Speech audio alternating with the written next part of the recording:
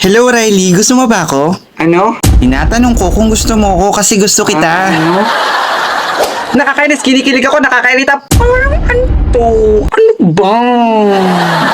Nakakatakot yung puso natin, parang gusto nang sumabog sa sobrang happy ng person na to.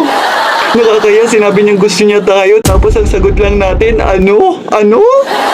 Nakakaingit naman yung iba pag umamin sila sa crush nila, may pa-chocolate at flowers pa. Samantalang tayo, sinabi niya lang ng ganun-ganun na lang. Charot! Ew, yan yung nagkakagusto sa atin, nakakadiri naman. Wala pa sa standard natin yan, no? Pero iba talaga ang maganda, kinakatakutan. Naku, naalala ko, hindi pala dapat tayo maging choosy kasi wala pa tayong naging jowa since birth. Nakakalungkot. Bakit umamin siya ng walang preparation? Preparation? Nag-expect pa naman tayo.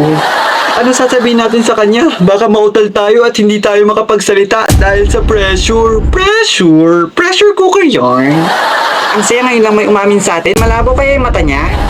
Nakaka-boring. Baka mali lang yung pagkakaintindi natin at maging dilulo na naman tayo. Gusto mo ako maging alin? Maging kagrupo, wala pa kasi akong kagrupo eh. Buhatin mo ako Riley ha. Ah, ganun.